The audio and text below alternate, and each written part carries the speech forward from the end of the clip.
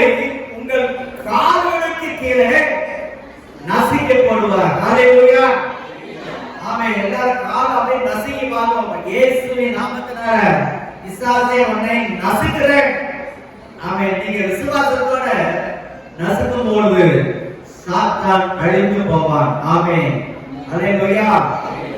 இந்த நாட்களிலே சாத்தானை பற்றிய அறிவு, சாத்தானை பற்றிய அவன் சாத்தான் யாரு, அவனுக்கு ஏன் நம்ம பயப்படுறோம், அவன் ஏன் இந்த உலகத்தை தான் கண்ட்ரோல்ல வைத்துக் கொண்டிருக்கிறான், அக்கிரமங்களையும் பாவங்களையும் இந்த பூமியிலே அவன் தண்ணீரை போல விதைத்துக் கொண்டிருக்கிறான். அந்த விதையை அதை சார்ந்து பிழைக்கிற மனுஷன் பாவத்திலே அழிந்து போகிறார். ஆனால் தேவன் வேதத்துல சாத்தானை பற்றிய ஒரு செய்தியை வேதம் முழுவதிலும் நாம் தியானிக்கும் பொழுது அவன் நம்முடைய கால்களுக்கு கீழாக அவன் நசுக்கப்பட்டவன் என்பதை இந்த நாட்களிலே நாம் நினைவு கூறும் பொழுது நம்முடைய வாழ்க்கையில மிகப்பெரிய ஒரு ஆசீர்வாதத்தை நாம் அனுபவிப்பது மட்டுமல்ல, சிறைப்பட்ட ஜனங்களையும் அவருக்கு அடிமைப்பட்ட ஜனங்களையும் விடுவித்துக் கொண்டு வரக்கூடிய அதிகாரத்தையும் நாம் பெற்றுக்கொள்வோம். நாம் இங்க பார்க்கிற காரியங்கள் வசனத்துல 3 காரியத்தை பார்க்கிறோம். ஒன்று சமாதானத்தின் தேவன், இரண்டாவது காரியம் சாத்தான், மூன்றாவது உங்கள் கால்கள் கீழ். 3 காரியத்தை பார்க்கிறோம். ஒன்று சமாதானத்தின் தேவன், சாத்தானை எங்க போடுவாரு, உங்கள் கால்களுக்கு கீழாக. நல்லா கவனிங்க, பிரதீபனுடைய காலுக்கு கீழாக நசுக்கி போடுவார். இந்த ஒரு வார்த்தையை தேவன் ரோமாபுரியிலே வசிக்கிற சிதறி இருக்கிற இஸ்ரவேல் மக்கள், அந்த ரோம சக்கரவர்த்தி கிறிஸ்தவர்களை அவன் கொடுமைப்படுத்தி இயேசுங்கிற வார்த்தையை, அந்த இயேசுங்கிற பெயரை எவராவது ஒருவர் பேசினானால் அவனிடத்தில் எந்த ஒரு விசாரிப்பும் இல்லாமல் சிறைச்சாலையிலே அவன் தள்ளப்பட்டு அவனுக்கு மரண தண்டனை என்று கட்டளையை பிரகடனப்படுத்தியிருந்தார். பாருங்க, சாத்தான் யார் மூலமா செயல்படுகிறான்னா, அந்த ஆட்சி அதிகாரத்தில் இருக்கிற அந்த சக்கரவர்த்தியின் மூலமாக அவன் கிரியை செய்கிறான். இயேசுவின் நாமத்தை உடையவர்கள், இயேசுவின் நாமத்தை குறித்து பிரசங்கிக்கிறவர்களை அவன் கொன்று அழிக்க வேண்டும் என்ற அதிகாரத்தை பெற்று இந்த உலகத்தில் அவன் வந்தான். அப்பொழுதுதான் அந்த சபை மக்களை பார்த்து அங்கே கர்த்தர் சொல்கிறார், சாத்தானை சமாதானத்தின் தேவன் உங்கள் கால்களுக்கு கீழாக நசுக்கி போடுவார். அல்லேலூயா. இப்ப நம்ம நசுக்கி கொண்டு இருக்கிறோமா என்பதுதான் முக்கியமான காரியம். இன்னைக்கு நாம் கேட்கிற செய்தி சாத்தானை பற்றிய தேவனை பற்றி அறிய வேண்டும். சமாதானத்தின் தேவன் என்ற அந்த தேவனை பற்றி நாம் என்ன அறிந்திருக்கிறோம்? ஆதியிலே தேவன் வானத்தையும் பூமியையும் சிருஷ்டித்தார். தமது சாயலாக, நமது சாயலாக, நமது ரூபத்தின்படியும் மனுஷனை உண்டாக்குவோம் என்று. அப்ப தேவ சாயலாக படைக்கப்பட்டது மனிதர். சாத்தான் என்றால் அவன் சாத்தானாக படைக்கப்படவில்லை, தேவனை ஆராதிக்கிற பரலோகத்தின் தூதனாக அவன் ஒளியை வஸ்திரமாய் தரித்த தேவனுக்கு முன்பாக அவன் எப்பொழுதும் உயர்ந்த ஒரு ஸ்தானத்திலே பொறுப்பை உடையவனாயிருக்கிறான். அந்த சாத்தானுடைய துவக்கம் என்ன என்பதை பரிசுத்த வேதாகமத்தில் ஏசாயா 14ஆம் அதிகாரம் 12 முதல் 15 வசனங்களையும் எழுதி கொண்டா நீங்க வீட்டில் போய் தியானிக்கலாம். எசேக்கியேல் 28ஆம் அதிகாரம் 12 முதல் 17 வசனங்களை வாசிக்கும் போது அவன் காப்பாற்றுவதற்காக தேவனுடைய ஆராதனை கூடங்களிலே அவன் மிகுந்த பிரதானமானவனாய் தேவனால் படைக்கப்பட்டவன் ஒரு தூதன் என்பதை நாம் அறிய வேண்டும். அப்ப இந்த தூதன் எப்படி சாத்தானாக மாறினான்? அவனுக்கு இருந்த ஒரு ஆசை என்னவென்றால், தேவன் ஒருவரே ஆராதனைக்கு உரியவராய் அவ்வளவு மகிமையாக இருக்கிறாரு, அந்த மகிமையை அவன் தனக்குத்தானே உடையவனாய் இருப்பதை அவன் விரும்பினான். தேவனுக்குரிய ஆராதனையை தனக்கு கொடுக்கப்பட வேண்டும் என்ற பெருமையின் ஆவியை அவனுக்குள்ளே கிரியை செய்த போது அந்த பாவத்துக்காக பெருமையினாலே அவன் நினைத்தான், தள்ளப்பட்டான். அவன் சாத்தான் என்ற சபிக்கப்பட்டவனாய் மாறினான். தேவனுடைய நியாய தீர்ப்பு அவன் மேல் வந்தது. ஆகவேதான் இந்த வேதத்தில் சொல்லப்பட்ட சாத்தானுக்கும் அவர் தூதர்களுக்கும் தேவன் ஏற்படுத்தின நித்திய அக்கினியில், ஆகவே அந்த நாள், அந்த நியாய தீர்ப்பின் நாள் வருவதற்கும் தேவன் அவனை அந்தகார சங்கிலியிலே கட்டி அவனை அடைத்து வைத்திருந்தது மட்டுமல்ல, அவனோடு கூட அவனுடைய ரசிகர்கள் கூட்டம், பரலோகத்தில் அவனுக்கு ரசிகர்கள் இருந்தார், அவனை பின்பற்றுகிற மக்கள், தேவதூதர்கள், அவர்களும் சேர்ந்து இந்த உலகத்துக்குள்ள வந்து விழுந்த பொழுது ஆண்டவர் அந்த தூதர் உலகத்துல அவர்களை வைத்திருந்தார் நியாய தீர்ப்பு நாள் வரைக்கும். அந்த காலத்துக்கு பின்புதான் தேவன் தமது சாயலாக மனுஷனை படைத்து இந்த ஏதேன் என்ற தோட்டத்தில் அவர் வைத்த போது அங்கே தேவனோடு அவர்கள் சம்பாஷித்தார்கள். தேவனோடு பகலின் குளிர்ச்சியான வேளையில் அவர்கள் தேவனுக்கு பிரியமான ஒரு ஆராதனை எப்பொழுதும் அவர்களுக்குள்ளே இருந்தது. கர்த்தர் அதிலே பிரியப்பட்டவர்களாய் இருந்தார். எப்பொழுதும் அவர்களோடு கூட தேவன் ஐக்கியப்படுவதிலே அவர் அதிகமான வார்த்தையுடைய தேவனாய் இருந்தார். அந்த நாட்களில் தான்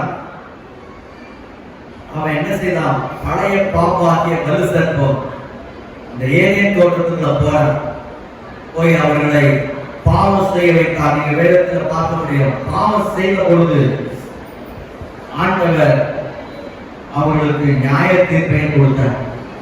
இப்ப பாருங்க, பாவம் செய்த பிசாசு தண்டிக்கப்படுகிறார்.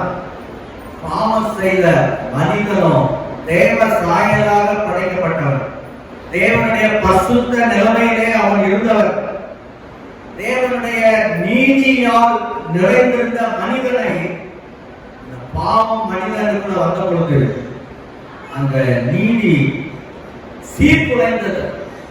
பசுத்தம் பசுத்த குலைச்சலாக மாறினது.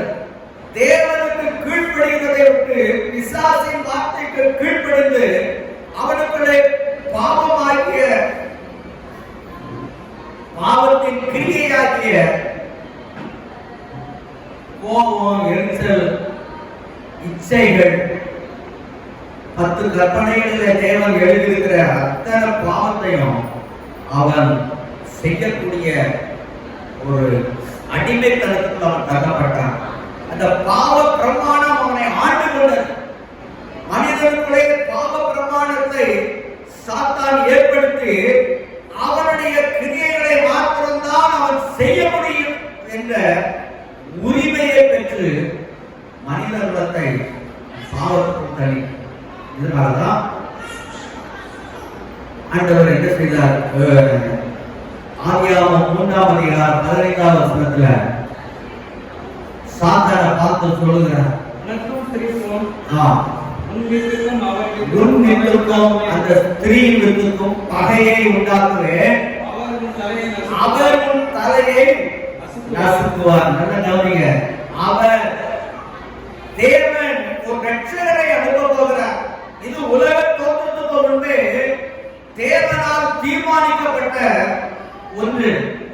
மனிதன் பாவத்தில் அவன் தேவனுடைய மகிமை இழந்தாலும் அவருடைய கீழ்ப்படியாமையாகிய பாவத்துக்கு தண்டனையை அவர் நிரந்தரமாக கொடுக்காதபடி பாவத்திலிருந்து ஒரு ரட்சிப்பை அவனுக்கு உலக தோற்றத்துக்கு முன்பே ஆசீர்வாதமாய் கொடுத்தார். மீகா 5ஆம் அதிகாரம் 2ஆம் வசனத்தில் சொல்லியிருக்கிறது, இஸ்ரவேலே, உன்னை ஆளப் போகிறவர் பெத்லகேமிலிருந்து வருவார். ரட்சகர் வரப்போகிற இடம், இந்த இடத்துல வருவார். அவருடைய புறவர் சமாதானத்தின் தேவன். அவர் வருவது, அவர் புறப்படுதல் பூர்வ காலத்தினுடைய அனாதி காலத்திலிருந்து, அனாதி காலத்திலே அவர் தீர்மானம் பண்ணது.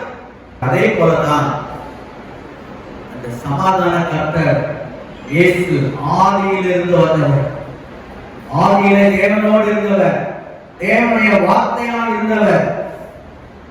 அவரை பற்றி ஒவ்வொரு காலத்திலும் எழுதப்பட்டிருக்கிறது. இயேசுவை பற்றி நாம் அறிய வேண்டியது, சமாதானத்தின் தேவன் யாரு? இயேசு. அல்லேலூயா.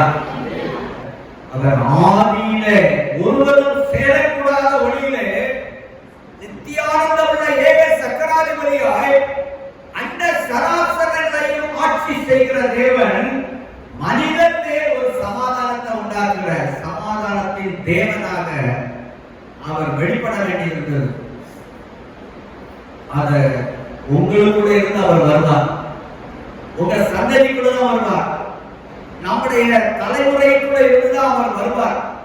ஏனென்றால் பாவத்தை பரிகரிக்க வேண்டுமானால் மனிதனுடைய பாவத்தை தேவன் பரிகரிக்க முடியாது, அதை சுமக்க முடியாது, அவர் ஒரு மாற்று ஆளாய் நிற்க முடியாது. ஆகவேதான் தேவன் மாம்சத்திலே வெளிப்பட்டு ஒரு கன்னிகை கற்பனையாகும் பொழுது அந்த கன்னிகைக்குள்ள தெய்வீகமும் மனுஷீகமும் இணைக்கப்படுகிற ஒரு நிலையை அவர் 2000 வருஷத்துக்கு முன்பாக அவர் அடைந்த அந்த நாளை பூர்வ காலத்திலிருந்தே ஆண்டவர் சொல்லிக் கொண்டிருக்கிறார். இப்ப ஆதியாகமம் 49ஆம் அதிகாரத்துல 8ஆம் வசனத்தை பார்க்கிறோம். யூதாவே, நீ சகோதரரால் புகழப்படுகிறவன் நீயே, உன் கரம் உன் சத்துருக்களுடைய பிடரின் மேல் இருக்கும். 9ஆம் வசனம், யூதா வார சிங்கம்.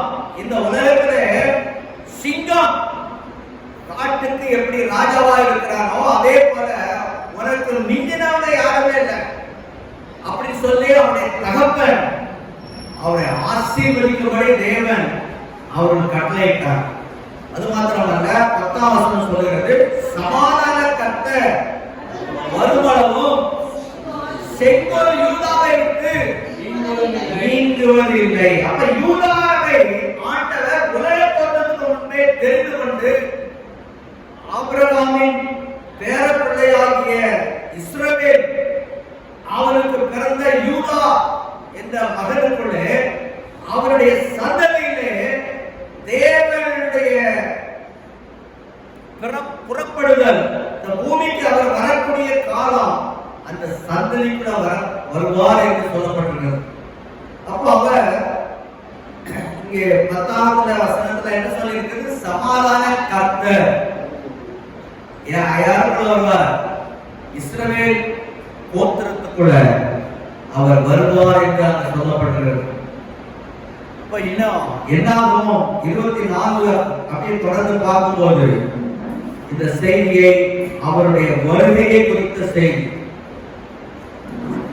சமாதானத்தின் தேவன் எப்படி சாத்தான அவர் வந்ததனுடைய நோக்கம், ஏன் பூமிக்கு அவதாரம் எடுத்தார்? சாத்தானை முடிவு கொண்டு வருவதற்கு. அப்ப இங்க பார்க்கிறோம், என்னாலுமே 24ஆம் அதிகாரத்துல அவரை பற்றி ஒரு கண் திறக்கப்பட்ட ஒரு பிள்ளையம் அவனுக்குள்ள இருந்து கர்த்தர் சொல்கிற காரியம், அந்த இஸ்ரவேல் ஜனங்களை அழித்து போடுவதற்கு அந்த தேவன் எந்த கோத்திரத்தில் அவர் வரப்போகிறாரோ அந்த கோத்திரத்தை அழிப்பதற்கு அப்பவே திட்டம் போடுறான். பாலாக் என்ற ராஜாவை கொண்டு இந்த சந்ததியை அடிச்சு போடுறான். ஒன்றும் உயிரோடு இருக்கக்கூடாது. நீங்க பாத்தீங்கன்னா பைபிளையே இல்லாதபடி கிறிஸ்தவ பைபிளா அடிச்சு போடணும்னு ஒரு பேப்பர் கூட இருக்கக்கூடாது, அந்த வார்த்தையே இருக்கக்கூடாது, தேவ வார்த்தைன்னு சொல்லி ஹிட்லர் என்ற ஒரு சக்கரவர்த்தி நினைத்தான். ஆனா அவன் எந்த காரியத்தை செய்தானோ அதே இடத்துல பைபிள் பிரிண்ட் ஆகி உலகம் முழுவதும் அணிவிக்கப்பட்டது. பாருங்க, தேவன் எதை செய்ய நினைக்கிறாரோ அதை ஒருவரும் தடுக்க முடியாது. ஆனா பிசாசானவன் என்ன செய்யறான்? தேவன் இந்த பூமிக்கு வரக்கூடாதுன்னு என்ன செய்யறான்? அவன் எப்பொழுதும் மனித புத்திரனை கொண்டு, ராஜாக்களை கொண்டு அவன் என்ன செய்யறான்? அந்த கூட்டத்தை அழிக்க வருகிறான். அப்பதான் ஆவியானவர் சொல்றார், அந்த பாலாக் பீலையாம், பாலாக் என்ற மோவாபிய ராஜா கூலி ஏற்படுத்தி ஒரு தீர்க்கதரிசிய கூட்டிட்டு வந்து, எப்ப அந்த ஜனங்களை சவிச்சு அழிக்கணும் என்று அவன் ஆலோசனை கேட்ட பொழுது அவன் வாயில ஆண்டவர் ரூட் மாத்திட்டார். அவன் பேசுற வார்த்தைய சபிக்கிறதுக்கு வர்றான். ஆனா ஆண்டவர் எப்படி பேசுறாரு பாருங்க. 17ஆம் வசனத்துல அவரை காட்டு, ஒருவர் வரப்போகிறார், இந்த இஸ்ரவேல் ஜனங்களை ரட்சிக்கிறதுக்கு ஒருவர் வரப்போகிறார், அவரை நான் காண்பேன், இப்பொழுது அல்ல, அவரை நான் தரிசிப்பேன், சமீபமாய் அல்ல, ஒரு நட்சத்திரம் யாக்கோபில் இருந்து உதிக்கும், ஒரு செங்கோல் இஸ்ரவேலில் இருந்து எழும்பும், அது மோவாபின் எல்லைகளை எல்லாம் நொறுக்கி சேர்த்து புத்திரர் எல்லார் மேலும் நிர்மூலமாக்கும். 19ஆம் வசனத்துல யாக்கோபிலிருந்து தோன்றும் ஒருவர் ஆளுகை செய்வார், அங்கிருந்து ஒருத்தர் வருவார். இது அப்படி ஒவ்வொரு இதுல பார்க்கும் போது உபாகமம் 28ல அத மோசே கொண்டு ஆண்டவர் பேசுகிறார். மோசே உபாகமம் 28ல பார்க்கிறேன், 18ல பார்க்கும் போது 18-15ல உன் தேவனாய கர்த்தர் என்னை போல ஒரு தீர்க்கதரிசியை உனக்காக உன் நடுவே உன் சகோதரிலிருந்து எழுந்து பண்ணுவார், அவருக்கு நீங்கள் செவி கொடுக்க வேண்டும். 18ஆம் வசனம், என் வார்த்தைகளை அவர் வாயிலே அருளுவேன், நான் அவருக்கு கற்பிப்பதெல்லாம் அவர்களுக்கு சொல்லுவார். பிதாவாகிய தேவன் குமாரனுடைய வருகை பற்றி சொல்ற, என் நாமத்தினாலே அவர் சொல்லும் வார்த்தைகளை செவிகொள்ளாதவன் எவனோ அவனை விசாரிப்பேன். அந்த ரட்சகர் வரப்போகிறதை தீர்க்கதரிசிகளின் மூலமாய் அவர் பிறந்த நட்சத்திரம் யாக்கோபிலே உதிக்கும். நட்சத்திரம்ங்கிறது ஒவ்வொருத்தருடைய பிறப்புக்கும் ஒரு நட்சத்திரம் சொல்லி ஆற்றல் சொல்லியிருக்கு. அது தேவனுடைய மறைவானவைகள் தேவனுக்கு. பாருங்க, இன்னைக்கு பாத்தீங்கன்னா நாலு நட்சத்திரம் பாக்குறோமா இல்லையா? நம்ம இல்ல, முன்னால பார்த்தோம். பிறந்த நாள் நட்சத்திரத்தை குறிப்பான் யாரு? ஜோதிடர். இதே போல இயேசு உலகத்தில் பிறந்த பொழுது அங்கு மத்தேயு சாஸ்திரிகள் இருந்து வராங்க, கிழக்கிலிருந்து வர்றாங்க. மத்தேயு 2ஆம் அதிகாரத்துல ஏரோது ராஜாவின் நாட்களில் பாருங்க, அந்த காலங்கள் மாறி மாறி பார்க்கும்போது அவரை குறித்து சங்கீதத்தில் எழுதப்பட்டிருக்கிறது. அவரை குறித்து ஏசாயா தீர்க்கதரிசியின் 53ஆம் அதிகாரத்தில் எழுதப்பட்டிருக்கிறது. அவர் கன்னியின் வயிற்றிலே பிறப்பார். ஏசாயா 7:14. ஜனங்களால் அவர் அசட்டை பண்ணப்படுவார். 53:1. 53:8 ஜனங்களின் மீறுதலை நிமித்தவர் காயப்பட்டு அக்கிரமங்களில் நிமித்தவர் நொறுக்கப்படுவார். ஏசாயா 53:7 சொல்லப்பட்டிருக்கிறது, அவர் தம்முடைய வாயை திறமாய் இருப்பார். ஏசாயா 56ல சொல்லப்பட்டிருக்கிறது, அடிக்கிறவருக்கு தன் முதுகை காட்டுவார். ஏசாயா 53:12ல சொல்லப்பட்டிருக்கிறது, அவர் அக்கிரமக்காரரில் ஒருவராக எண்ணப்படுவார். மூன்று அக்கிரமக்காரர்கள் சிலுவையிலே அறையப்படுகிறார்கள் என்று அந்த வரிசையிலே அவரும் இருப்பார். யாரு? ரட்சகர். உங்களுக்கு எதுவுமே புரியல. என்னப்பா ரட்சகர்னா வரும்போது ஏன் அவங்க சிலுவையில அறையப்படுவாங்க? இதெல்லாம் அவங்க கண்களுக்கு மறைத்து விட்டது. சங்கீதத்துல பார்க்கிறோம், அவரை சங்கீதம் 22:7ல அவரை பரியாசம் பண்ணுவார்கள். கர்த்தர் மேல் அவன் நம்பிக்கையா இருந்தானே, இப்பொழுது இவன் ரட்சகராய் இருந்தால் சிலுவையிலிருந்து இறங்கி வரட்டும் என்று பரியாசம் பண்ணுவார்கள் என்று அவரை பற்றி எழுதியிருக்கிறது. அவர் சங்கீதம் 22:16 என் கை கால்களை உருவாக்கினார்கள். இவைகளெல்லாம் ஏதோ அந்த நேரத்தில் அவர் சிலுவையில அறைந்திருக்கும் போது அவர் தப்பிக்க முடியாம அந்த ராஜாக்கள் கையில அகப்பட்டுக் கொண்டார் என்று நம்புவதற்கு அல்ல. அவருடைய வருகை அனாதி காலத்திலே இருந்து வந்த செய்தி. இப்படி அநேக வசனங்களை நாம் வேதத்திலே பார்க்கிறோம். ஏசாயா 8:8ல சொல்லிருக்கிறது, இம்மானுவேல் அவர் வருவார்.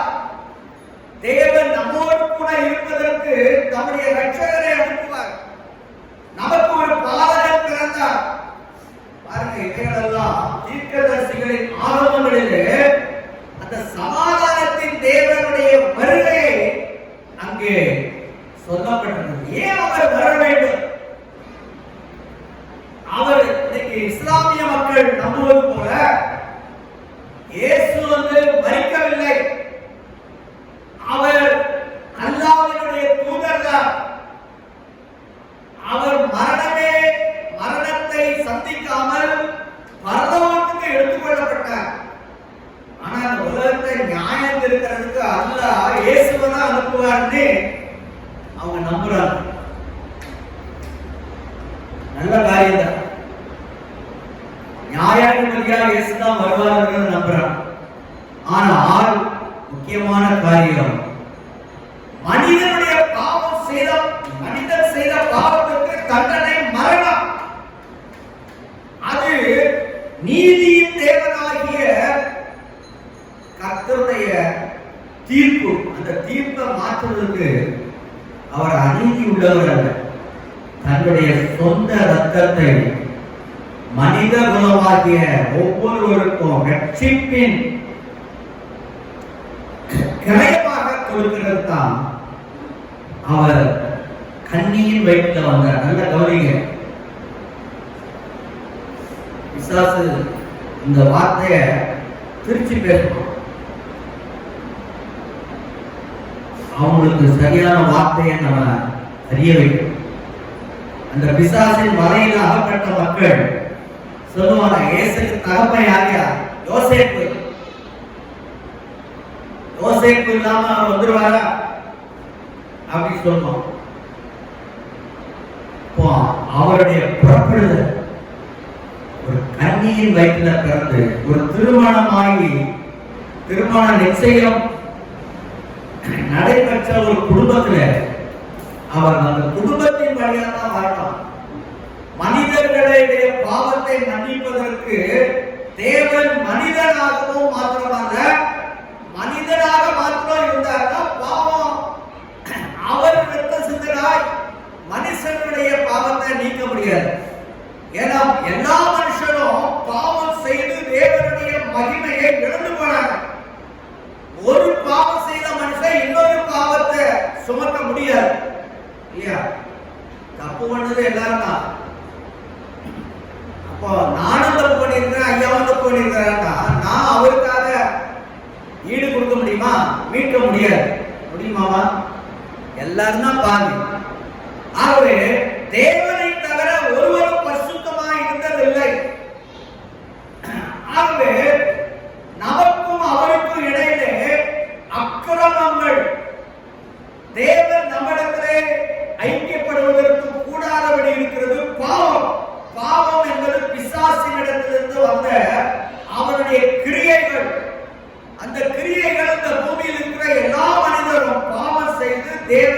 மகிமையை இழந்து பிசாசுக்கு தங்களை விற்றுப்பட்டார். ஆகவேதான் பிசாசானவர் இந்த உலகத்துக்குள்ள எல்லா பாவத்தையும் மனுஷனை கொண்டு செய்து கொண்டிருக்கிறார். இந்த பாவத்தை அவங்களுக்கு விடுதலையாகணும் அப்படின்னு நினைச்சாலும் அவங்களால முடியாது. பொய் சொல்றது பாவம். ஏன்னா ஆதி முதல் கொண்டு பிசாசானவன் பொய் சொல்லுகிறார். மனித கொலைபாதகர். இன்னைக்கு கொலை செஞ்ச பாவம். அந்த பாவத்துக்கு தண்டனை சிறையில போடுறாங்க. பொய் சொல்ற பாவத்துக்கு சிறை கிடையாது. ஆனா தேவனுடைய பார்வையில எதெல்லாம் மறைமுகமான பாவமோ எல்லா பாவத்துக்கும் ஒரே தீர்ப்பு தான். ஆகவே பாவம் செய்கிறவன் பாவத்துக்கு அடிமையா இருக்கிறார். பாவம் மரணம் என்கிற பிரமாணத்துக்கு மனிதன் கட்டுப்பட்டவனாய் மாறிவிட்டார். ஆகவேதான் தேவன் பாவத்துக்குரிய பரிகாரமாக தேவனும் மனிதனும் கலக்கும் போது இந்த பாவத்துக்குரிய பரிகாரத்தை பரலோகம் என்ன செய்து அங்கீகரிக்கிறது. ஆகவேதான் இயேசு கிறிஸ்து சிலுவையிலே அவர் கிறிஸ்து என்றால் அனாதி காலத்துல அபிஷேகம் பண்ணப்பட்டவர். ஒரு குறிப்பிட்ட ஒரு கிரியையை செய்து முடிப்பதற்கென்று அடையாளப்படுத்தப்பட்ட ஒரு பெயர் தான் கிறிஸ்து. இயேசு என்றால் அர்த்தம் என்ன சொல்லுங்க? ஜனங்களின் பாவங்களை நீக்கி நம்மை ரட்சிக்கிறவர். அப்போ இயேசு ஆதியிலே அனாதி காலத்திலே அவர் அடையாளப்படுத்தப்பட்டு கிறிஸ்துவாகவும் மனித குலத்தின் பாவத்தை சுமக்கிறதுனால அவருக்கு இயேசு என்று பெயரிடப்பட்டது. இப்போ பாவத்தை சுமந்து அவர் மரிக்கும் பொழுது இயேசு அவர் உயிர்த்தெழுந்து அவர் பரலோகத்துக்கு போகும்போது அந்த உயிர்த்தெழுதலின் வல்லமை அவரை விசுவாசிக்கிற எல்லாருக்கும் என்ன செய்கிறார் கொடுக்கும்போது விசுவாசிக்கிறவர் நீதிமானாகிறார். ஆமென். அல்லேலூயா. ஆமென். கரங்களை தட்டி நான் நீதிமான் நான் இரத்தத்தாலே கழுவப்பட்டவர் நீதிமான். இயேசுவின் இரத்தத்தாலே கழுவப்பட்ட ஒவ்வொருவரும் நீதிமான் என்ற அடையாளத்தை தேவன் நமக்கு கொடுத்திருக்கிறார். அப்போ பாருங்க, அவருடைய பிறப்பின் நட்சத்திரத்தை அங்கே சாஸ்திரிகள் வந்து கேட்கிறாங்க. சாஸ்திரிகள்னா யாருன்னு சொன்னா, அவர் வாழ்ந்த காலத்துல பெர்சிய ராஜாக்கள்னா சாஸ்திரிகளா அவங்க எதிர்காலத்தை அறியக்கூடிய ஞானிகள் என்று சொல்லுவாங்க. அவங்களுடைய காரியங்கள் எல்லாம் எப்படி அந்த சாஸ்திரிகளுக்கு அந்த செய்தி கிடைக்கிறது என்றால், ஒருத்தர் பிறக்க போறார், ஒரு ரட்சகர் பிறக்க போறார். பரத்திலிருந்து தேவனுடைய கணிப்புகளை எல்லாம் திருட்டுத்தனமா அந்த ரூட்டுக்குள்ள போயிடும். விசாரி பரலோகத்தில் இருந்தாங்க. தேவனுடைய கண்காணிப்பு எல்லாம் அவருடைய கணக்கீடுகளை கண்டுபிடிக்கிறார். அதுதான் வான சாஸ்திரிகள். இந்த வான சாஸ்திரிகள் அவங்க என்ன சொல்றாங்க? ராஜா யூதருக்கு ராஜாவுக்கு பிறக்க போறாரா, அவருடைய நட்சத்திரத்தை நாங்க பார்த்தோம். அப்போ அந்த ராஜாவுடைய அரண்மனையில தானே பிறப்பாருன்னு சொல்லிட்டு அந்த நாட்களிலே ஏரோது ராஜாவினுடைய யூதாவில் உள்ள பெத்லகேமிலே இயேசு பிறக்கும் பொழுது கிழக்கிலிருந்து சாஸ்திரிகள் எருசலேமுக்கு வந்து யூதருக்கு ராஜாவாக பிறந்திருக்கிறவர் எங்கே? கிழக்கிலே அவருடைய நட்சத்திரத்தை கண்டு எதுக்கு வந்தாங்க? பணிந்து கொள்ளக்கூடியவர், உண்மையாகவே ஆராதனைக்குரியவர். அவர் இங்கே பிறக்கிறார். பெத்லகேமில் தான் பிறப்பார். அவருடைய நட்சத்திரத்தை கண்டோம். அந்த நட்சத்திரம் கரெக்டா இந்த இடத்துல தான் வந்து இருந்துச்சு. கரெக்டான லொகேஷன் கண்டுபிடிக்க முடியல. அவன் என்ன செய்யறான்? ராஜா கிட்ட தான் பிறப்பாரு. அந்த போய் கேட்கிறான். அப்போ ஏரோது பாருங்க, ஏரோது ராஜாவை கேட்ட பொழுது அவனும் அவனோடு கூட எருசலேம் நகரத்தார் அனைவரும் என்ன செஞ்சாங்க? ஐயோ விரட்ட போறாங்க. ஏன்னா இவனுடைய ராஜ்யபாரம் அழிஞ்சு போகுது. இவ்வளவு காலம் பிசாசானவன் அவனுக்குள்ள இருந்து அவனை ஆட்சி பீடத்துல உட்கார்ந்து எல்லா விதமான பாவ கிரியைகளையும் விக்கிரக ஆராதனையும் அவனுக்குள்ளே கொண்டு வந்து இந்த உலகத்தை ஆட்சி பண்ணி கொண்டிருந்த ஏரோதுக்குள்ள இருந்த பிசாசு பாருங்க. இந்த செய்தியை கேட்ட உடனே அவனுக்கு ஒரு கலக்கம் வந்துச்சு. ஐயோ அவர் பிறக்க போறாரா, இனி நாம கிரியை செய்ய முடியாத. தேவனுடைய நீதி எதுவோ அந்த நீதியை அநீதியாய் மாற்றுகிற எல்லா பாவம், அநீதி எல்லாம் பாவம் தான். நன்மை செய்வது பாவம், நன்மை செய்யாமல் இருப்பது பாவம். பாருங்க, பாவம் இதெல்லாம் இருக்கிற வேதத்துல பட்டியல் போட்டு கொடுத்திருக்கிறார். நம்முடைய வாழ்க்கை கூட அது என்ன செய்யுது? ஒவ்வொரு காலமும் போராடிட்டு இருக்குது. இந்த போராட்டத்திலிருந்து நாம் வெளியே வருவதற்கு தான் ஆண்டவர் சமாதானத்தின் தேவன். அவர் நமக்குள்ளே இருக்கிறார். நாம் அவர் ஒருவரே ஆராதிக்கிறோம். அவர் ஒருவரே ஆராதனைக்குரியவர். அப்ப அந்த ஆராதனைக்குள்ள நம்மளை கொண்டு வரும்போது நம்முடைய இருதயம் ஆத்துமா தேவன் மேல அன்பு செலுத்தும் போது ஆமென். ஜீவனை விட தேவனை நேசிக்கணும் அப்படின்னு ஒரு பாட்டு. ஜீவனை விட தேவனை நேசிக்கணும், செல்வத்தை விட கர்த்தரை நேசிக்கணும். அப்போ சாத்தான ஓட ஓட துரத்தலாம், அவன் சேனைகளை அடியோடு அடிக்கலாம். பாட்டு தெரியுமாப்பா?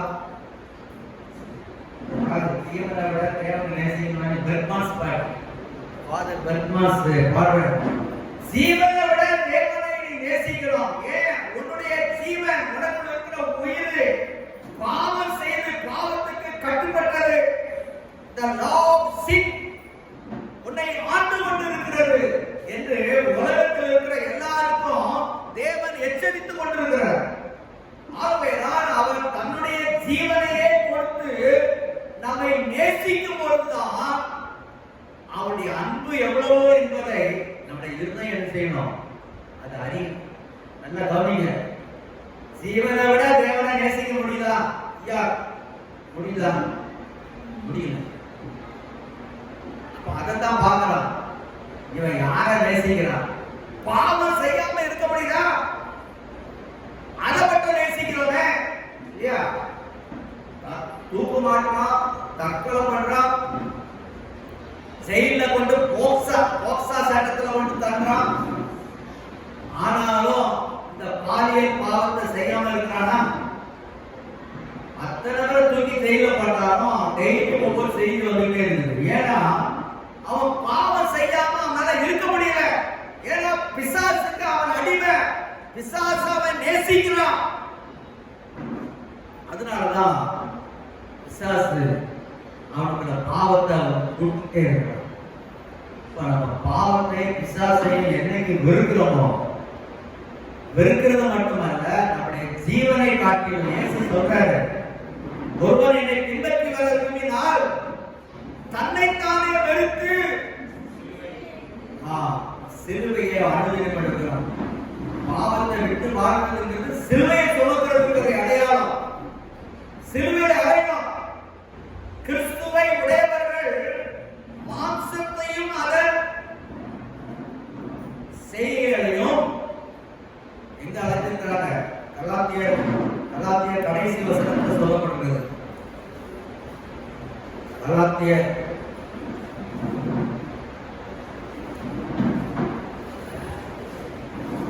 5:24 கிறிஸ்துவினுடையவர்கள் தங்கள் மாம்சத்தையும் அதன் ஆசை இச்சைகளையும் சிலுவையிலே அறைந்திருக்கிறார்கள். அல்லேலூயா. நம்ம எல்லாம் அறைஞ்சிட்டோமா சிலுவையில? மாம்சத்தின் கிரியைகள் என்ன, எதெல்லாம் பாவம் கலாத்தியர்ல சொல்லப்பட்டிருக்கு பாருங்க. கலாத்தியர்ல 5:19 விபச்சாரம், வேசித்தனம், சுத்தம்ங்கிறதுக்கு எதிர் அசுத்தம், காம விகாரம், விக்கிரக ஆராதனை, விக்கிரகம் ஆராதனை ஒரு பாவம், பில்லி சூனியம். சூனியம் வந்துட்டாங்க சொல்றோம்ல, கிறிஸ்தவ பிள்ளைகளை சொல்றோம். சூனியத்துக்கு என்ன மதிப்பு இருக்கு? ஒண்ணுமே இல்லை. பிசாசு நீ நினைச்சிட்டாலே அந்த சூனியத்துக்கு உனக்கு சம்பந்தமே கிடையாது. ஆனா சூனியத்தை பார்த்து பயப்படுறது. பகைகள், சபையில ஒருத்தர் பகை. இந்த அம்மாட்ட நான் பேச மாட்டேன், அது பாவம். ஒருத்தர்கிட்ட பேச மாட்டேன்னாலே பாவம். விரோதங்கள், வைராக்கியங்கள், கோபங்கள். கோபம் எடுத்த உடனே கோபம் படாப்படான்னு அடிக்கிறது. உள்ள பிசாசு இருக்குன்னு அர்த்தம். பாவத்தினுடைய கட்டளைக்கு நாம் இன்னும் கீழ்ப்படிந்தே ஆகணுங்கிற ஒரு நிலையில பிசாசு நம்ம வச்சிருக்காங்கிறத கண்டுபிடிக்கலாம். பிரிவினைகள், ஆக்கப்பேதங்கள், பொறாமைகள், கொலைகள், வெறிகள். வெறின்னா போதை, சரக்கு அடிச்சுட்டு போதையில இருக்கிறது. இதெல்லாம் என்னது?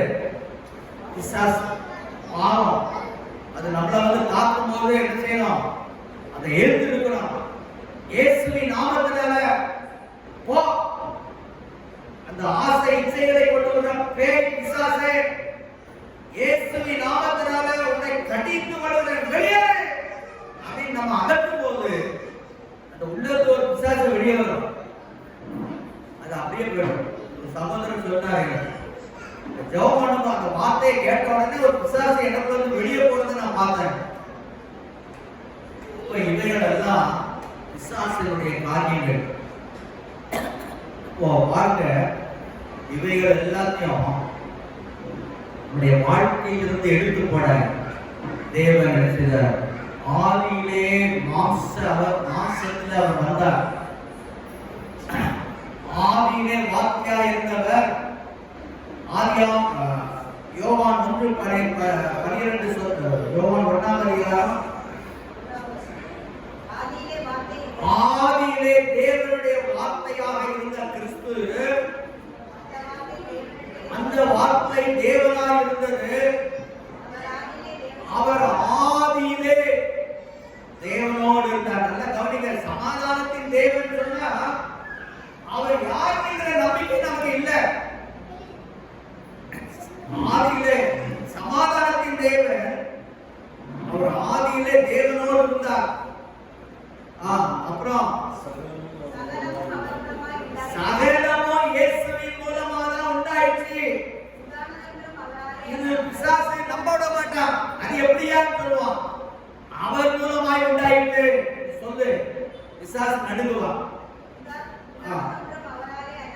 அவரால் இல்லாமல் எதுவும் உண்டாக்கப்படவில்லை. 14ஆம் வசனத்துல பார்க்கிறோம், அந்த தேவனுடைய வார்த்தையானவர் மாம்சமாகி மாம்சத்தை போல மாறினார். தேவன். அப்ப அதை நம்மள விசுவாசிக்கணும். நல்லா கவனிங்க. சும்மா விசுவாசம்னா சும்மா யாரோ இயேசு சொல்றத நம்புறேன்னா அந்த பிசாசை அதுக்கு பயப்பட மாட்டான். சும்மா பிசாசை நசுக்க முடியாது. இயேசுவும் சாய்பாபாவும் ஒன்றுதான் சொல்லி நம்புனீங்கன்னா அது பிசாசு பயப்பட மாட்டான். சங்கரர், ஆதி சங்கரரை போல அவர் ஒரு ஆள் சொன்னார். எம்ஜிஆர் ஒரு பாட்டு பாடுவார், புத்தர், இயேசு, காந்தி எல்லாம் ஒரே கேட்டகரின்னு சொல்லி. அப்படிப்பட்ட நம்பிக்கை இல்லை. ஆதியிலே கிறிஸ்து முன்குறிக்கப்பட்டு அந்த வார்த்தையான தேவனுடைய வார்த்தை, நம்ம பைபிள்ல படிக்கிற வார்த்தை ஒவ்வொன்றும் தேவ ஆவியிலே தேவனுடைய வாயிலிருந்து புறப்பட்ட வார்த்தை. ஆகவே அந்த வார்த்தையை நாம எப்படி நம்பணும்? சும்மா நம்புறது இல்லை. நம்பினா நம்பலாம், இல்லாட்டா இல்லை. கஷ்டம் வந்தா நம்ப கூடாது. எல்லாம் நல்லா இருந்துச்சுன்னா உடனே ஆண்டவரே நீர் தான் சொல்றது. கஷ்டம் வந்துச்சா ஏன் அவர் எங்கேயுமே வந்தாரு. எந்த நேரம் வந்தாலும் சரி அவர் இருக்கிறவராகவே இருக்கிறவர். ஹல்லேலூயா. அந்த வார்த்தை மாம்சமாகி 14ஆம் வசனம்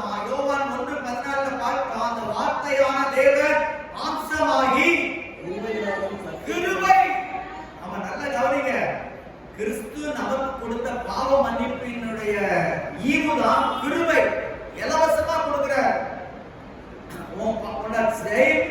சிறை கைதியா நரகத்துல தள்ள வேண்டிய ஒண்ண அவர் மன்னிப்பு கொடுக்கிறாரே, தன்னுடைய ஜீவனையே அந்த மரணத்துல ஊற்றி பாவ மன்னிப்பை ஈடுகட்டி, பாவத்துக்கு மன்னிப்பை அவர் சரீர மரணத்திலே அடைந்த மரணத்தை நமக்காக கொடுக்கிறார். பாருங்க, உன் பாவத்துக்காக நான் ஏன் ரத்தத்தை செஞ்சிருக்கிறேன். அதுதான் அதன் மேல் வைக்கிற விசுவாசம் தான் உன்னை நீதிமானாக ஆண்டவர் பரலோகத்தின் தேவன் அடையாளம் காட்டுகிறார். அந்த பிள்ளைகள் வாழ்க்கையில பாவம் செய்ய மாட்டாங்க. பாவங்கிற பிசாசு அந்த சரீரத்தை விட்டு போகும்போது தேவன் நமக்குடைய ஒரு ஆவியின் பிரமாணம், ரோமர் 8ஆம் அதிகாரம் 1 வசனத்துல சொல்லப்பட்டிருக்கிறது. பாவம் மரணம் என்கிற பிரமாணத்திலிருந்து நம்மை விடுதலையாக்கி விட்டது. ஆகவே அந்த பிரமாணத்துக்கு கட்டுப்பட்டவர்களா இல்லை. அதனாலதான் நான் சொன்னேன், பிசாசுங்கிற ஒரு நேசர் நம்ம உலகத்துல ஆண்டு கொண்டு நம்மள பாவம் செய்யாம இருக்கக்கூடாதுன்னு நம்மள வச்சிருக்கிறான். அவன் சித்தத்தை தான் நம்ம செய்யணும்னு நம்மள வச்சிருக்கிறான். இதை உணர்ந்து ஐயோ நம்ம பாவத்துக்குள்ள இருக்கோம், பிசாசுக்கு அடிமையா இருக்கணும் உணர்ந்து எந்த ஒரு மனுஷன் சமாதானத்தின் தேவன் நமக்காக பாவ மன்னிப்பை கொடுத்து ரட்சித்து உலகத்துல நம்மை தெரிந்து கொண்டாரே என்பதை விசுவாசித்து அவர் சிலுவையிலே சிந்திய ரத்தத்தினாலே நான் தேவனோடு இணைக்கப்பட்டிருக்கிறேன். அல்லேலூயா. இந்த சபையில வானத்தின் வாசல்ங்கிற பேரை ஆண்டவர் இங்க கொடுத்திருக்கிறார்னா, இங்கே தேவனை முழு இருதயத்தோடு நேசிக்கிற மக்கள் கூட்டம். அவர்கள் ஜெபிக்கும் போது பரலோகம் திறந்திருக்கிறது.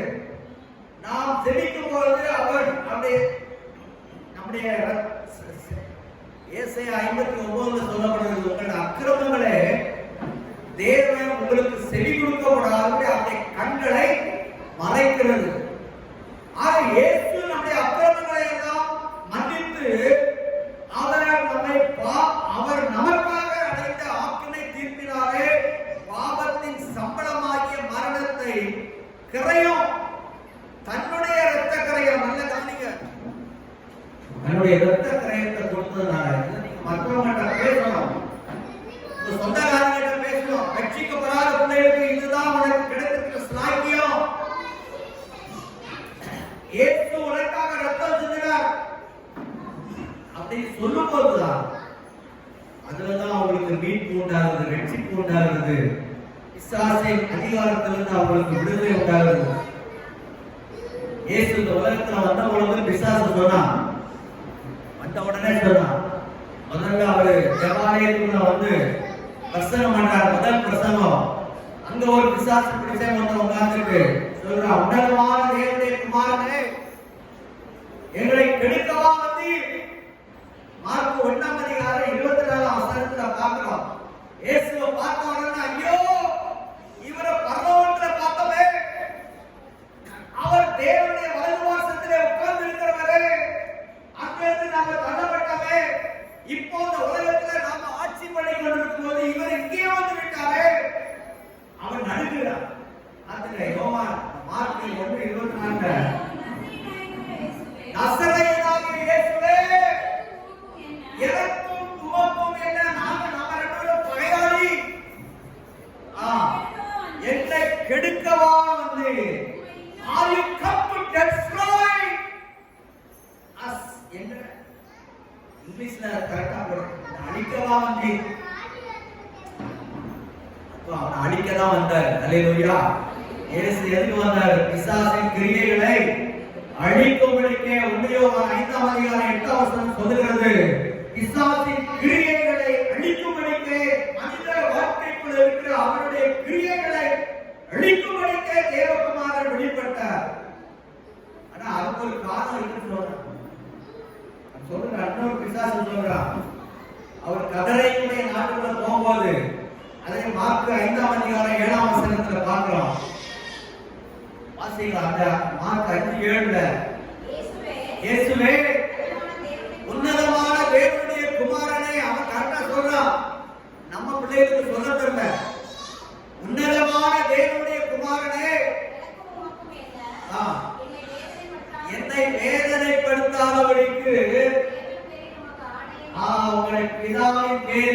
எனக்கு ஆர்டர் இருக்கு, பாத்தீங்களா, உரிமை இருக்குது. இந்த உலகத்துல தேவன் என்ன, அப்பா பிதா, பிதாவான அவருடைய தகப்பன் வலது வருஷத்திலே உட்கார்ந்திருந்தீங்களே, அவர் எனக்கு கட்டளை கொடுத்திருக்கிறார். எப்படி பாத்தீங்கன்னா ட்ரைன் பண்றான். பிசாசுக்கு எனக்கு உரிமை இருக்குது, என்னை வேதனைப்படுத்தாதபடிக்கு. நான் கொஞ்ச காலத்துக்குள்ள இருக்கிற மனுஷனெல்லாம் பாவம் செய்ய வச்சு நரகத்துக்கு தள்ளி கொண்டிருக்கிறேன். என்னை கெடுக்கவா வந்து என்னை வேதனைப்படுத்தாதபடிக்கு தேவன் பேரில் உமக்கு ஆணை. பாருங்க சாத்தா எப்படி என்கவுண்டர் பண்றான் பாருங்க பிசாசு இயேசுவிடத்துல. அவர் சொல்றார், காலம் நிறைவேறிற்று. ஆமென், ஹல்லேலூயா. காலம் நிறைவேறிற்று. ஆகவே அவர் வந்து நம்ம எல்லாருடைய பாவத்துக்கு ஒரு பரிகாரத்தை கொடுத்ததுனால இயேசுவை தேவனாக விசுவாசிக்கிறவன் என்ன செய்ய முடியும்? பிசாசின் தலையை நசுக்க முடியும். உங்க கால்களுக்கு கீழே, இந்த விசுவாசத்தை பெற்றவங்க கால்களுக்கு கீழே தான் பிசாசை நீங்க நசுக்க முடியும். விசுவாசம் இல்லாதவன் நசுக்க முடியாது. நான் சர்ச்சைக்கு போறேன், நான் இத்தனை வருஷமா நான் கிறிஸ்டியனா இருக்கிறேன்னு சொல்றதுனால அவன் பயப்பட மாட்டான். நீ தேவனுடைய பாவ பிரமாணத்திலிருந்து தேவனுடைய ஆவியின் பிரமாணத்துக்குள் நீ வாழ்கிற கிறிஸ்தவனா, அந்த விசுவாசம் பாவம் மன்னிக்கப்பட்ட இரண்டாவது காரியம் யாரும் மன்னிக்க முடியும்? பாவ மன்னிப்பின் நிச்சயத்தை பெற்றவர்கள். இந்த உலகத்தின் அதிபதி புறமே தள்ளப்பட்டார். ஆகவேதான் அந்த தீர்மானத்தின்படி நாம் எல்லாருக்கும் பாவ மன்னிப்பை கிறிஸ்து நமக்காக செய்ததுனால 10 கட்டளைகளை எந்த பாவமும் நம்ம சிக்கி கிடந்தோம். இச்சை, பாவ இச்சைகள் காரியங்கள் ஏதாவது இருந்தா நம்ம வாழ்க்கைக்குள்ள என்ன செய்யாது? ஆசீர்வாதத்தை பெற முடியாது. பிசாசு சாபத்துக்குள்ள கொண்டு போயிடும். ஆகவே அவனை தலையை நசுக்கிறதுக்கு கர்த்தர் நமக்கு நீதியை கொடுத்திருக்கிறார். பாவ மன்னிப்பின் நிச்சயத்தை உன்னதமானவரின் மறைவு. பாருங்க, உன்னதமான தேவனுடைய மறைவுக்குள்ள இருக்கிறோம்னா நம்முடைய பாவங்கள் மன்னிக்கப்பட்டிருக்கணும். அப்பதான் அவர் சொல்றாரு, சங்கீதம் 91:13 சொல்லியிருக்கிறார், நீ என்ன செய்வா? சிங்கத்தின் மேலும் விரியன் பாம்பு பிசாசு பாம்பின் மேலும் நீ நடந்து பால சிங்கத்தையும் வலு சர்ப்பத்தையும் மிதித்து. வலு சர்ப்பம் தான் பிசாசு, பெரிய பிசாசு அவன் தான். லூசிபர் என்ற பிசாசு வெளிப்படுத்தல் 20:12 நீங்க பாத்தீங்க. வெளிப்படுத்தல் 12 பாத்தீங்கன்னா அந்த வலு சர்ப்பம் மிருகமாகிய பிசாசுக்கு தன்னுடைய முழு அதிகாரத்தை கொடுத்தது. கொடுக்கும் போது அவன் பூமியில் இருக்கிற மக்களுக்கு அற்புத அடையாளங்களை செய்து ஜனங்களை வஞ்சித்து ஏமாற்றி கடைசி காலத்துல அவன் எல்லா ஜனங்களையும் தன் பக்கமாய் திருப்புவான். வெளிப்படுத்தல் 12 பார்க்கிறோம், 9ஆம் வசனத்துல பார்க்கிறோம், உலகம் அனைத்தையும் மோசம் போக்குகிற பிசாசு என்னும் சாத்தான் என்று சொல்லப்பட்ட பழைய பாம்பாகிய பெரிய வலுசர்ப்பம் அவனுக்கு முடிவு வந்துச்சு. அவனுக்கு முடிவு ஆண்டவர் கொண்டு வந்துட்டார். ஆகவேதான் கருமையான தேவ பிள்ளைகள் நல்லா கவனிங்க. நீ யாரெல்லாம் பிசாசை துரத்த முடியும், பிசாசை நசுக்க முடியும்? இயேசு கிறிஸ்துவை பற்றி செய்தியை கேட்டோம். சும்மா அறவர விசுவாசம் இல்லை, இந்த சத்தியத்தின் மேல் நம்ம வைக்கிற முழு விசுவாசத்தையும் சாத்தான் அறிந்திருந்தா மந்திரவாதி சொல்லுவான், அந்த பிசாசான ஏவி விடுறாங்க, அவன் உண்மையான கிறிஸ்தவனா இருக்கிறான், அவன் இடத்துல போக முடியல. அந்த பிசாசு அது என்ன வந்து திருப்பி அடிக்குது. ஏன் அந்த கிறிஸ்தவ வாழ்க்கையில, உண்மை கிறிஸ்தவ வாழ்க்கையில போய் நீனா ஏவி விட்டாட்டு பாருங்க. நம்ம மந்திரவாதிகிட்ட கேட்டா சொல்லுவான், அவன் பயப்படுவான். ஆகவேதான் இந்த நாட்களில் சத்தியத்துக்குள்ள உண்மையை, இவ்வளவு பெரிய சத்தியத்தை சொல்லணும். சமாதானத்தின் தேவன் சொன்னா அவர் எப்படி, அந்த தேவன் எப்படி இந்த பூமிக்குள்ள வந்தார்? ஆதி முதல் சொல்லி இருக்கிறவர் தான்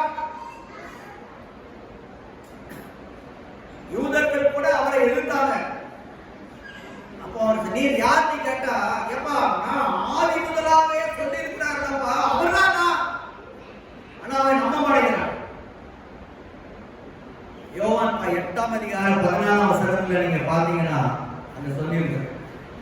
யோவான் 8:25 பாருங்களா, இயேசு பாருங்க 24 பாருங்க, இயேசு அந்த யூதர்களை பார்த்து சொல்றாரு, நீங்க உங்கள் பாவத்துல தான் சாவீங்க, நானே அந்த இரட்சகர் என்று நீங்கள் விசுவாசிக்காவிட்டால் பாவங்களிலே சாவீர்கள் என்று சொல்றார்.